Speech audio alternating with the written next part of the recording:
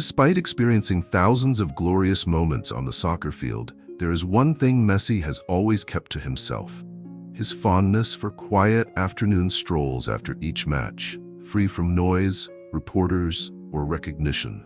On an early summer afternoon in Marseille, after participating in a community soccer event for children in the suburbs, he requested to leave early, not to return to the hotel to rest, but to wander through the city's old, narrow streets. That afternoon, Marseille exuded an unusual tranquility.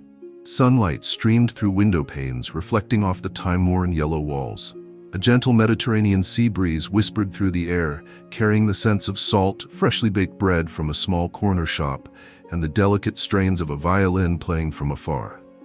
Messi paused. The music was unlike the lively street performances he was accustomed to.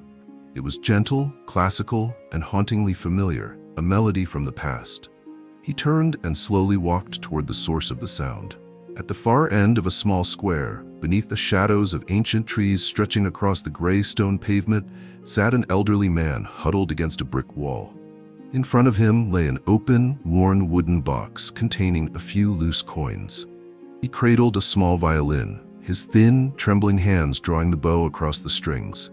His unkempt white hair and frayed coat spoke of hardship, yet his eyes shone with a peculiar brightness, as if music were the sole thread anchoring him to this world.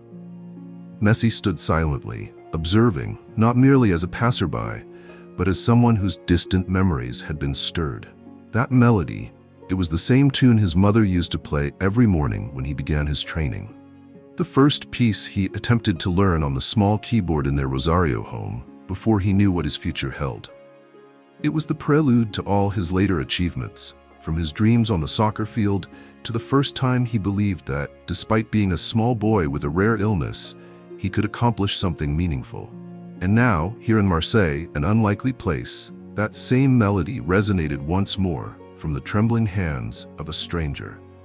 But Messi sensed, perhaps this encounter was not mere coincidence. Messi stood in quiet contemplation for a long while, absorbing each note that echoed through the still square. He didn't rush forward or speak, he simply let the music envelop him, gently, intimately, like a whisper from the past. Vivid memories flooded back, so clear that he momentarily forgot his present self, not as a superstar, not as a team captain, but as a young boy who grew up surrounded by music and hope. As the piece concluded, the elderly man gently rested his violin on his knee, his hands trembling slightly, eyes cast downward, accustomed to the silence that followed each performance. There was no applause. No one approached to drop money into the box. The square remained hushed, save for the soft fluttering of pigeons overhead. Messi stepped forward quietly, his movements barely making a sound. He knelt beside the man and placed a bill into the wooden box, not out of pity, but as a gesture of gratitude. The man looked up, and for a moment their eyes met, both freezing in recognition. "Are you Lionel Messi?" the man whispered, his voice frail yet tinged with astonishment. Messi offered a gentle smile. "I'm Leo." The man's eyes blinked rapidly. His gaze wasn't that of a fan, not overwhelmed, but filled with an emotion, a realization of something extraordinary. "You studied in Rosario, didn't you? At San Martin Elementary School?" Messi paused, then nodded. The man placed a trembling hand over his heart, as if something long dormant had been awakened. "I am Diego Moreira, your music teacher from those years. You were the boy who sat in the third row on the left, weren't you? Every time I played, you'd sit quietly, absorbing every note." Messi was at a loss for words. How could he ever forget that name, Mr. Diego, the first to lend him a small keyboard in music class, the one who once said, "Music and soccer both have rhythm. If you can feel a melody, you can feel the ball." Throughout his childhood, those words lingered silently, without fanfare, guiding him through countless matches and pivotal decisions. And now, this very teacher was huddled in a street corner playing violin to earn a living. Messi didn't ask why. He didn't need to know the reasons. He understood one thing clearly. Today, he couldn't walk away as if he hadn't witnessed this scene. He couldn't turn his back on the person who had sown the seeds of music in his heart from the very beginning. He couldn't allow someone who once brought light to now sit alone in the shadows. And so that seemingly chance encounter turned out to be a fateful reunion. between a former student who once needed belief and the teacher who quietly bestowed it. Messi didn't react hastily like a celebrity reuniting with an old benefactor. He didn't rush in or draw attention. Instead, he gently sat down on the stone bench next to Mr. Diego, as if it were just an ordinary meeting between two people who had known each other for a long time. The elderly teacher looked at him, his eyes filled with barely concealed emotion, but also caution. He pulled his old scarf closer around himself, a natural defensive habit of those too accustomed to pitying glances. But Messi didn't look at him with pity. His eyes were full of gratitude. "I still remember your playing," Messi said, his gaze shifting to the violin resting on the man's lap. "I remember how you used to tap lightly on the table and say, 'Music's the first emotion that people can understand without language.'" The teacher chuckled, a weary but proud smile. "I didn't think any student would remember that saying." "I remember," Messi nodded firmly. "I've never forgotten." A poignant silence settled between them. Not oppressive, not awkward. Just a space where memories were allowed to resurface. Messi shared a bit about his current life, about Inter-Miami, about living in the unfamiliar United States, yet sometimes feeling an uncanny closeness when hearing someone play Latin music, about being a father, and how he still plays a few children's songs on the ukulele for his kids every night. The teacher listened quietly, his expression gradually relaxing. Then he spoke, not too detailed, but enough for Messi to envision the path his life had taken. After the school cut budgets, the music class was closed. He left Rosario, wandering from place to place with his old violin, surviving by performing on the streets and tutoring a few students when needed. No complaints, no lamentations, just a series of events, and a person accustomed to living with very little. Messi didn't ask why he hadn't sought help from support organizations or former famous students. He knew that some people's pride is too great to utter the words, "I need help." And precisely because of that, he knew he couldn't hesitate. He stood up, placed a hand on the teacher's shoulder. "May I take you to dinner? Just a meal, like two old friends catching up." The teacher looked at him, hesitant, but then he nodded. Not because it was Messi inviting, but because in his eyes he saw the same boy from years ago, the clear, determined gaze that always listened with his whole heart. And so they left the square. A soccer superstar and a street musician with an old violin. No one around noticed anything special.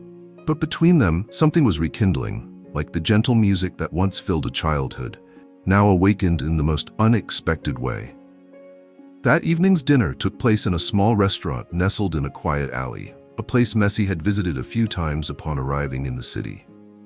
Not a luxurious establishment, no candlelit ambiance or five-star menu, just a cozy eatery with a few wooden tables and old bolero tunes playing from a vintage radio hanging on the wall.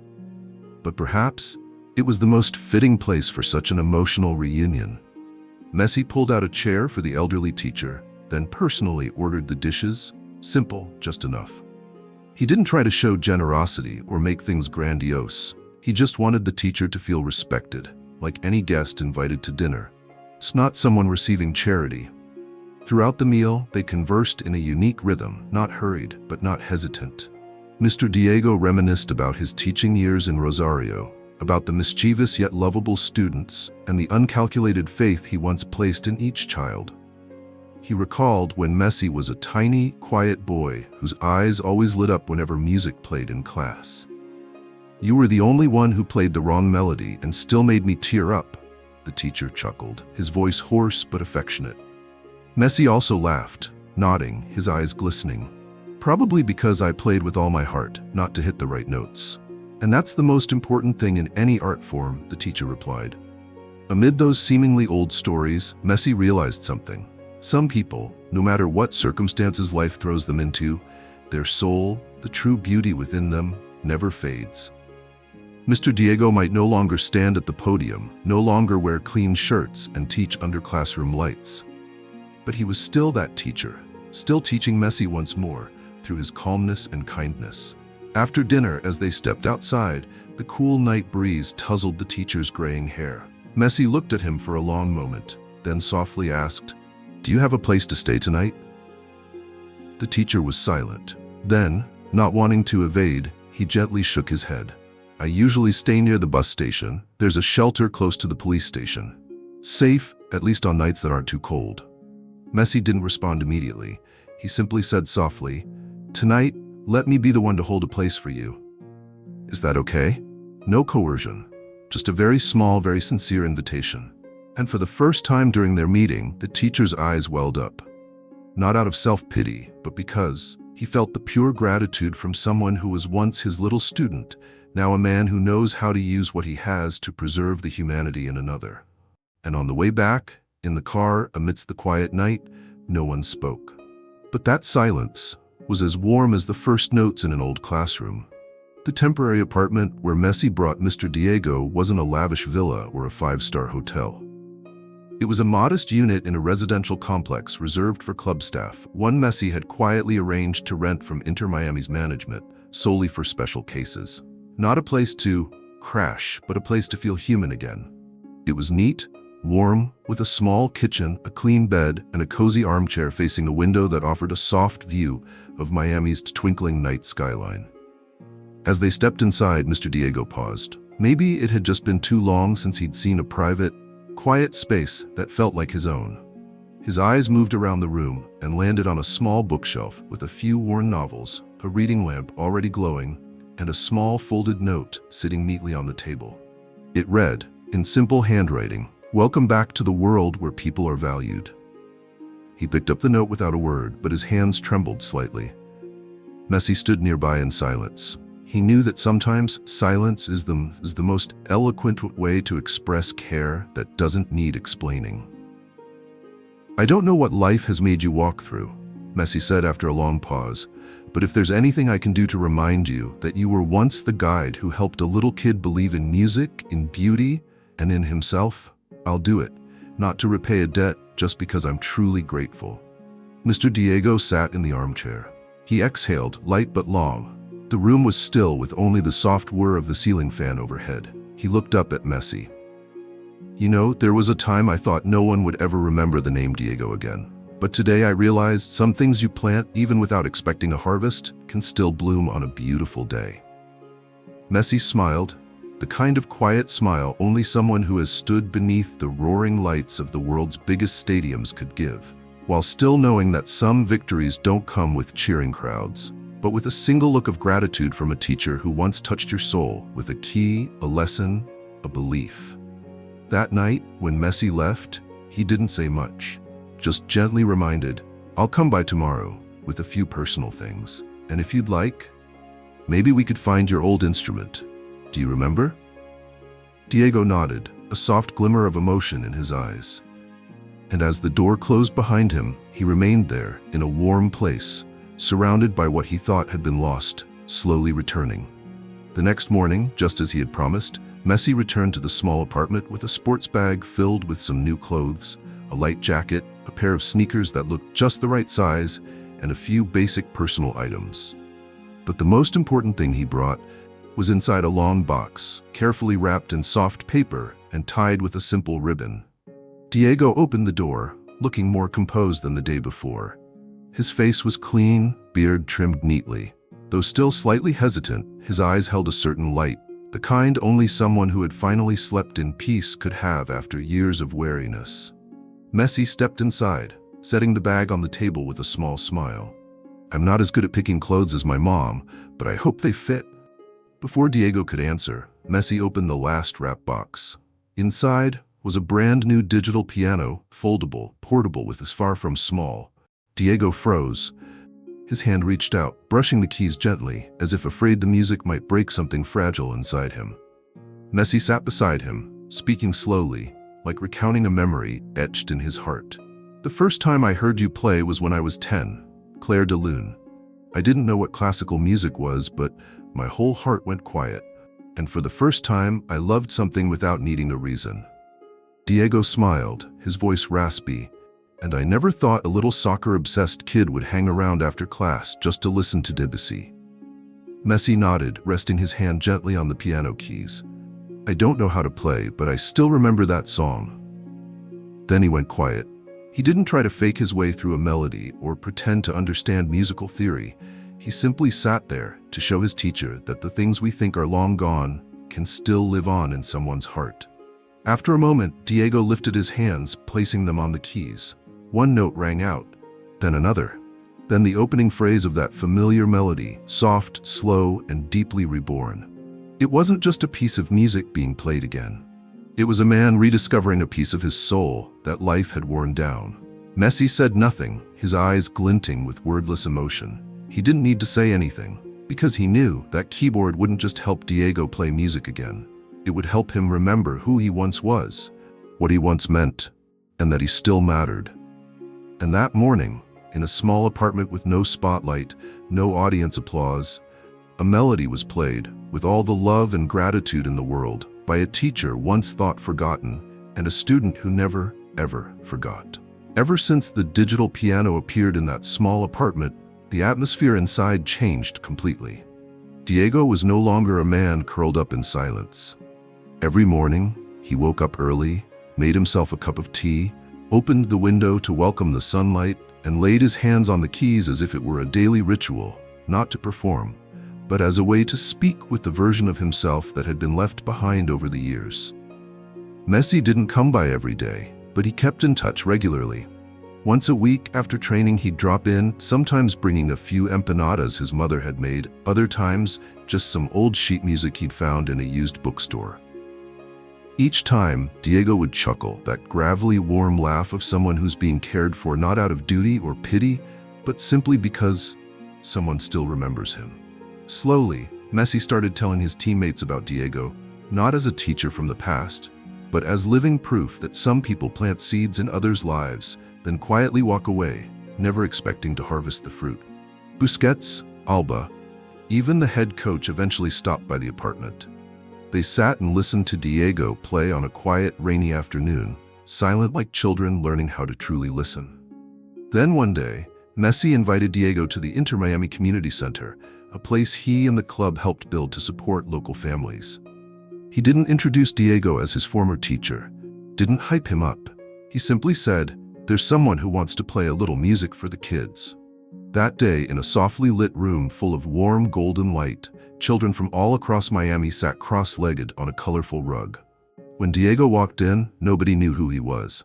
But when the music started, soft, low, and rich, everyone went still. And in that moment, without a name, without a title, this silver-haired man reached the most sacred thing: the hearts of those listening. After the performance, a few parents approached Messi and asked, "Is he a professional musician?" Messi smiled and replied, "He's the man who once gave me a dream. I'm just giving a little piece of it back." From that day forward, Diego began teaching a small music class at the center, not for money, not under contract, just to feel that each day had meaning again. And Messi knew. He hadn't just helped one man rise again, he had helped light the way for many others, all through a flame that had once seemed extinguished. One late afternoon at the end of the month, as the Miami sun turned a honey gold and palm trees cast long shadows across the community center's courtyard, Diego sat quietly at his familiar digital piano. In front of him were 6 kids, different ages, different stories. One wore a worn-out soccer jersey, another flip-flops with the straps breaking, but they all had one thing in common: eyes that sparkled with wonder as they listened to every note. Messi sat in the back of the room, silent, just watching. He had arrived earlier than planned, unannounced, just to witness something he had long hoped for. A man who was once nearly forgotten, now fully present through music, through his gaze, through every breath.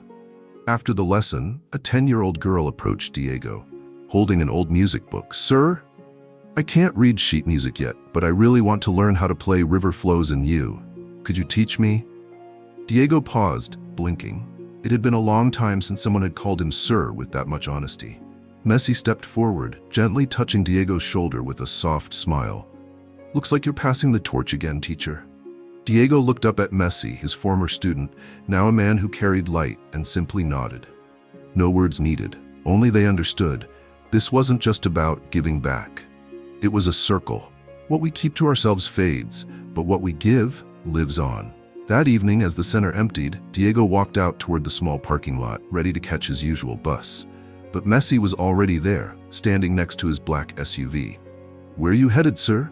Messi asked, half joking. Diego laughed. Still used to taking the bus. Old habit. Well, Messi replied, handing him a small envelope. How about starting a new habit tomorrow? Inside the envelope wasn't just a contract. It was a formal offer to join the center as a teaching collaborator.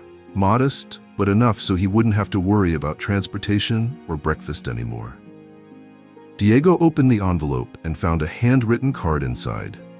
You believed in me when no one else even knew my name. Now it's my turn to believe in you, so the world remembers you're still here. He didn't say a word. He just pulled Messi into a hug, a fatherly embrace, filled with pride, quiet joy, and the sense that something good had finally come full circle. And that evening, as the SUV pulled away carrying two men, one who had lost his way and one who had once faced a storm, sunlight streamed through the window, dancing across Diego's weathered hands as they gently rested on his folded-up keyboard. A new chapter had begun. Not for Messi, but for the teacher. And for the children who would now hear music from a man once forgotten, who never stopped loving life. The story between Messi and his former teacher, Mr. Diego, isn't simply a chance reunion. It's a profoundly human reflection on the value of remembering, of gratitude, and the power of making sure no one is left behind. In a modern world where speed and success often overshadow subtle, genuine connections, this story quietly reminds us of deep, moving lessons. First, the lesson of remembering. Messi, even after reaching the highest peaks of fame, never forgot the teacher who once planted the first seed of belief in him, back when the world still doubted. That moment, when he pulled over his car after recognizing a homeless man on the street, wasn't coincidence. It was the instinct of a heart that never lost touch with the past. In a time when people scroll past each other, forgetting even those who once lifted them up, Messi's gesture says something powerful. Sometimes the kindest person isn't the one who gives the most, but the one who remembers the longest. Second, this story teaches us about human dignity. Diego was once a teacher, a musician, a mentor who shaped lives. But when hardship hit, he lost everything: his home, his title, even his name. Society let him fade into silence. But Messi didn't see a homeless man, he saw his teacher. And that perspective alone was enough to pull someone back from the edge. Because sometimes what a person needs most isn't money, it's simply to be called by the name that once gave them purpose. Third, the story shows the power of offering a second chance. Messi didn't rescue Diego as some heroic act of charity. He brought his teacher back to the stage where he belonged, not out of pity, but out of deep respect. He didn't create a flashy tribute or viral video to spark inspiration.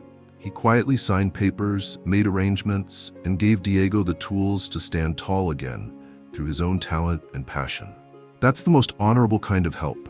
Not doing for someone, but opening a path so they can become themselves again. Perhaps the greatest lesson lies in the power of belief. A teacher once believed in a quiet little boy in Rosario. Years later, that boy returned, not to repay a debt, but to keep the light alive that was once passed to him. It's a complete circle of kindness. And if each of us holds on to the flame lit by those who once helped us, then passes it on to someone else, the world will shine a little brighter, even in its darkest corners. And finally, this story gently reminds us, never underestimate a person just because they're going through the hardest time of their life. Because they might just be the one who once planted seeds in an entire generation, and with one person patient enough, thoughtful enough, and brave enough to believe in them again, miracles can happen. Just like Messi did. Just like Diego stood back up. And just like music rose again, soft but full of life. If you found this video helpful, don't forget to like and subscribe so you won't miss any of our upcoming content.